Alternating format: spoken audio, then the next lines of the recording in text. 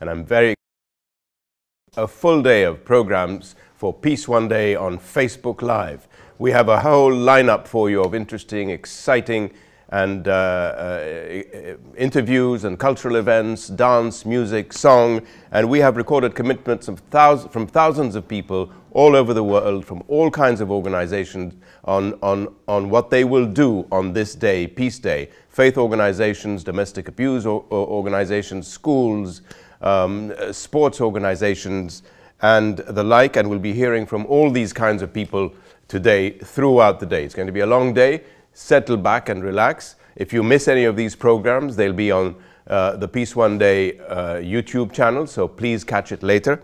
Tell your friends about it. Stay tuned on our Facebook page, and we will be telling you about the history of Peace Day, the history of Peace One Day and its relationship with Peace Day, the history of Peace Day and the United Nations and that relationship too. We'll be showing films, we'll be showing interviews, 2 full-length feature documentaries, Peace One Day and The Day After Peace, during the course of the day. So we have broken this day into a series of programs. The first program is on the theme Peace Day and the United Nations. And what an appropriate way to start, by interviewing 2 colleagues and old friends from the United Nations system. First, Mr. Maher Nasser.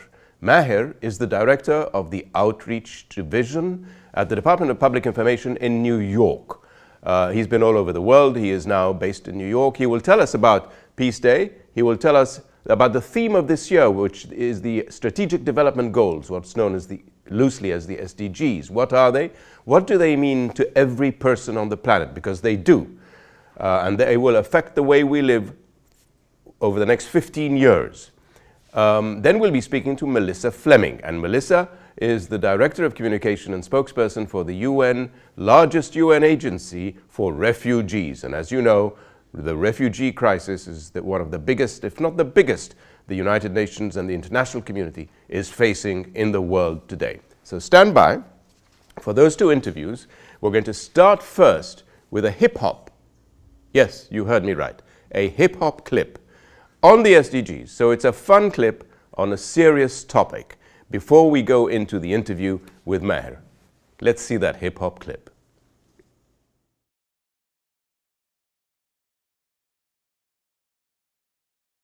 The United Nations is an organization with goals of peace and sustainable development around the world.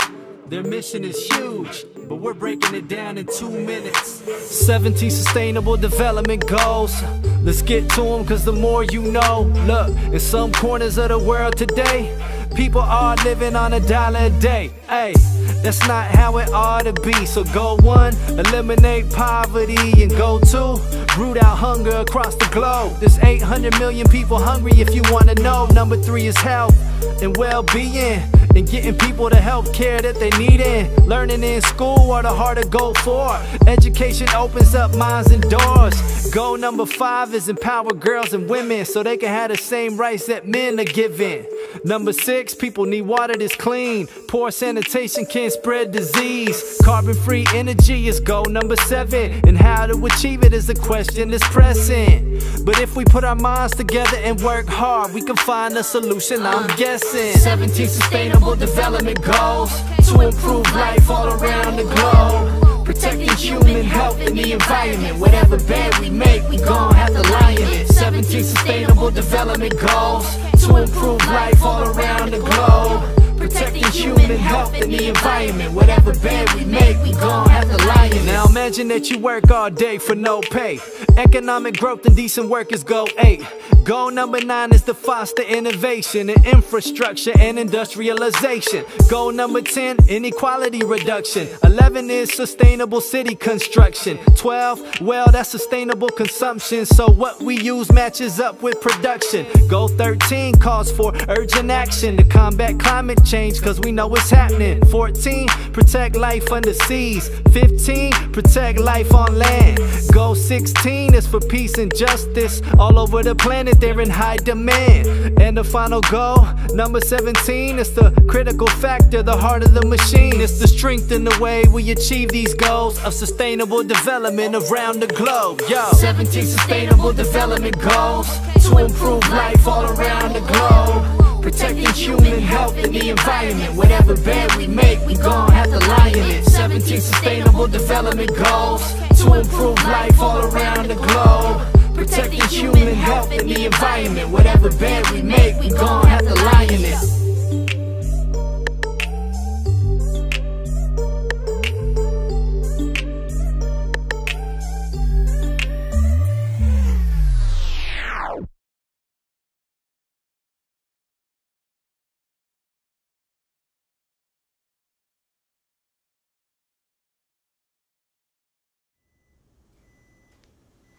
Oh, wasn't that great? A hip-hop song about a serious subject.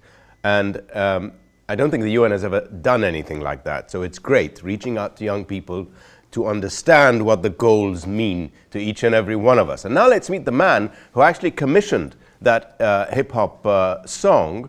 His name is Maher Nasser. He's the director of the Outreach Division in the Department of Public Information in New York. He will tell us a little more about the Sustainable Development Goals and more about what the UN is doing on Peace Day 2016. Let's watch that interview.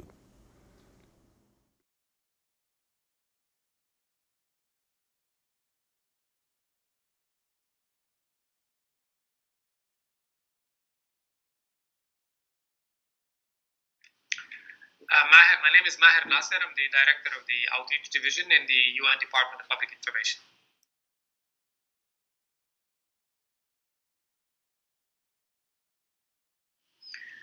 Last year in September, world leaders came to New York and adopted 17 ambitious goals that will now be the agenda for development, for peace, for human rights, because they are aimed to basically lift the remaining people who live in poverty out of poverty, eliminate hunger, deal with disease, doing all of these things in addition while protecting the planet and basically achieving progress on the social, economic front while not leaving anybody behind. The reason we chose these SDGs as a theme for this year's International Day of Peace is that 2016 is the first year of implementation of this 15-year agenda. And when you look at the Sustainable Development Goals and the issues that they are addressing, you can say that basically they are dealing with the root causes of conflict. And conflict is what the International Day of Peace is about. It's about trying to, whenever there is conflict on the day itself, create a ceasefire or a truce to allow humanitarian aid to continue to deal with the injured and so on and so forth. And when people and fighting people and fighters see what they haven't seen in a while, which is the value of peace, it could again give peace negotiations a better chance of succeeding.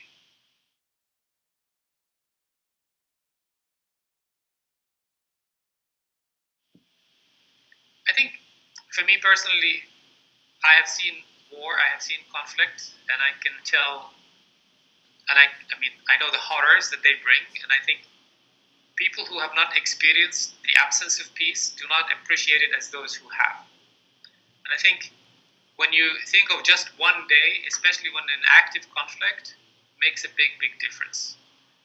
And this day aims to bring a sort of awareness to those who have not seen the absence of peace about what other people suffer from, and then supporting the cause of peace, basically supporting the work that the United Nations and others are putting to end conflict and to create a better, sustainable future for humanity.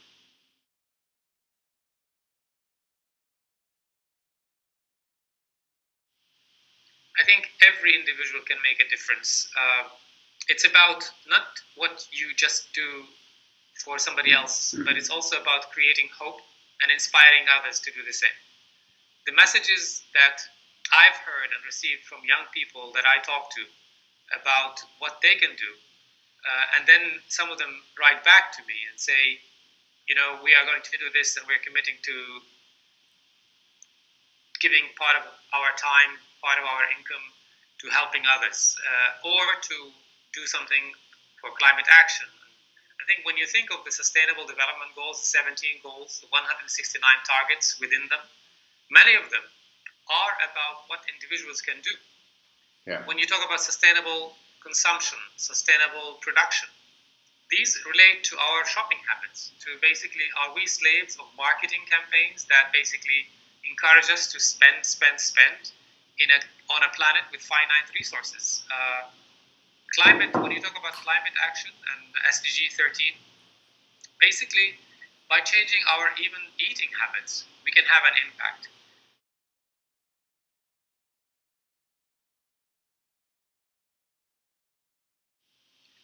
Well, governments, of course, are the ones who adopted the Sustainable Development Goals. And part of the work that we do in the Department of Public Information, working directly through social media, regular media, and with partners, is to actually bring awareness to the wider public about what governments have themselves agreed to, so that then they can also hold their politicians accountable, but also be aware that governments change, and then there are governments and candidates who openly say that we reject this agenda or we don't believe in this, and that is something that will impact people's lives themselves. So the more they know, the better prepared they are to take action and improve the prospects of achieving these Sustainable Development Goals and therefore achieving peace. Right.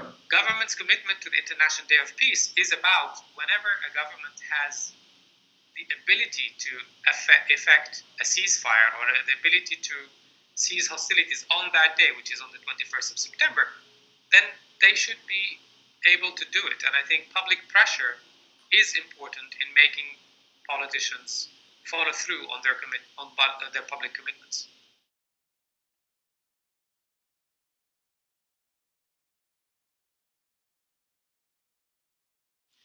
The day at the United Nations has been observed traditionally with the ringing of the Peace Bell ceremony. The Peace Bell was a gift from a Japanese society, NGO, to the United Nations. The Peace Bell is rung by the Secretary General and the President of the General Assembly, and it is done in a ceremony that is attended by messages of peace, UN messages of peace, diplomats, ambassadors, the UN singers, choir, and students from different schools. It is followed by a student conference, and this year the event was actually attended by 5 messages of peace. We have never had that high number of messages of peace attend. 3 Nobel laureates, and the winner of the Global Teacher Award from Palestine. The student conference, this year we held it in the General Assembly, and it was attended by 800 students in the hall itself, with a video link to students in Liberia that was facilitated with the UN Peacekeeping Mission in Liberia, students in Cyprus through the UN Peacekeeping Mission in Cyprus, and a university in Rome. So it was the highest number of people. The General Assembly had about 1,200 people. It was packed with the students, with staff, with diplomats. Very high media attendance due to the very famous people. I mean, the large number of messages of peace: Leonardo DiCaprio, Michael Douglas, Stevie Wonder, Midori, Jane Goodall, and 3 Nobel laureates.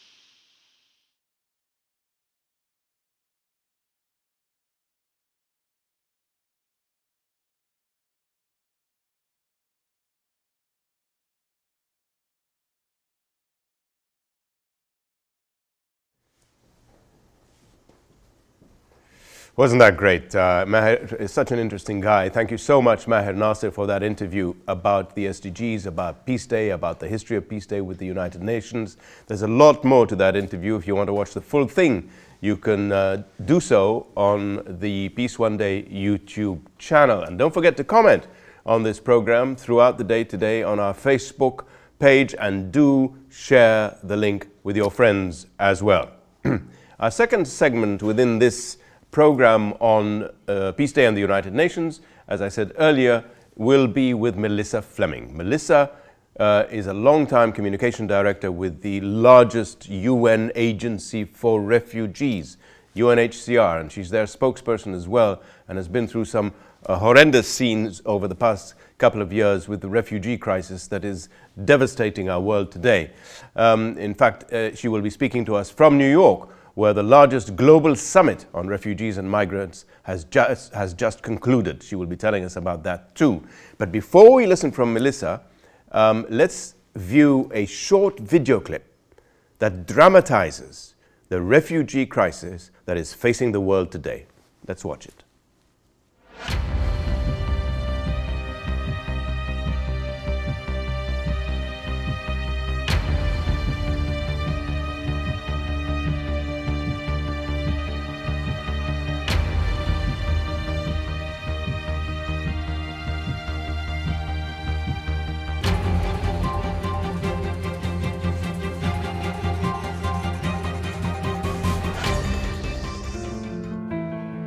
Look at their faces. Faces of loss. Homes, villages, even countries lost. Their harrowing stories are of fear and flight and courage. In 2015, 3.2 million were seeking asylum, the highest number in history. There were 21.3 million refugees, the highest number since the 1990s. And 40.8 million were displaced in their own country, the highest number ever. A total of 65.3 million people. The numbers are people, individuals torn from peaceful lives, driven into danger and exile. Sympathy is not enough. Money is not enough. Action, bold action, is needed to deal with a crisis spanning the world.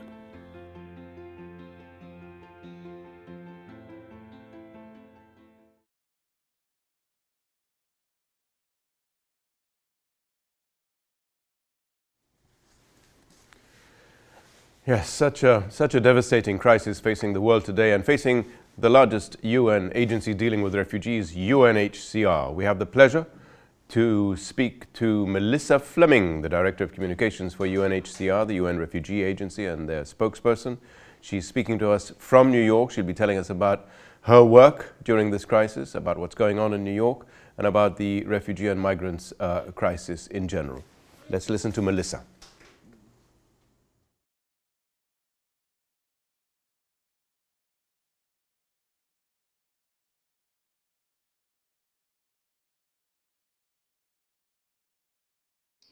My name is Melissa Fleming, and I'm the Chief Spokesperson for UNHCR, the United Nations Refugee Agency.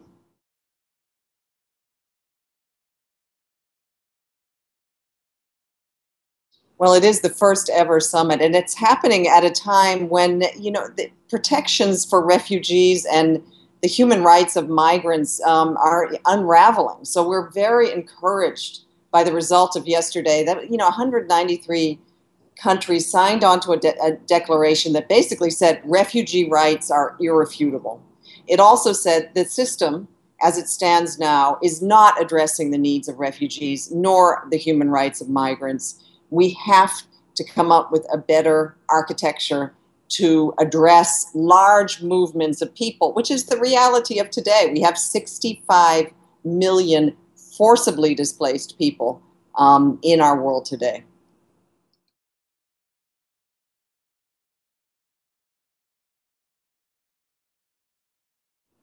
Absolutely. I mean, the sheer numbers are a challenge.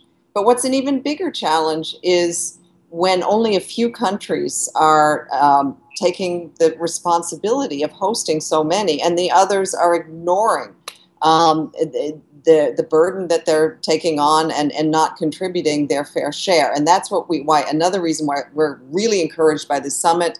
Also, that there are going to be more pledges. First of all, that humanitarian organizations like UNHCR do not have to go begging and are not chronically underfunded. There'll be much more reliable financing in the future if this works. And the countries that are hosting so many refugees, they're going to get much more support from development actors. So that, you know, when refugees, I've been in Lebanon where there are towns and cities where there are more refugees than citizens. They need new water systems. They need expanded and new schools. Hopefully they're going to start after this day getting that kind of help. And finally, the richer world, the countries with the capacity are pledging to take in, through resettlement and other legal avenues, more refugees, so they don't have to get on these awful boats and risk their lives again, but they can come to their countries in a regular way and resettle and restart their lives.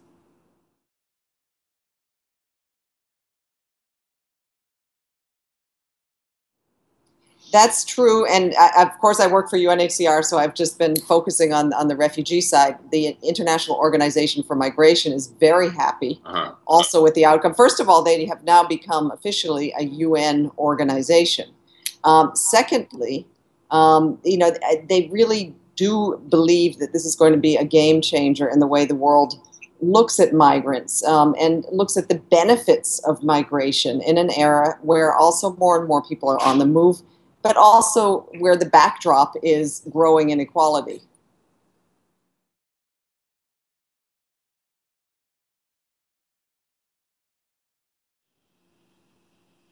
You know, if the world can lay down its arms for just one day, give the people reprieve from the bombing, the violence, the gunfire, the fear, that can show that it's possible. It's possible to live in peace. The 65 million forcibly displaced people in this world right now are demanding it. So let's show them that it is possible to do it. And then perhaps the governments and the leaders who can stop the wars that are forcing so many people from their homes and their countries, maybe they'll take notice.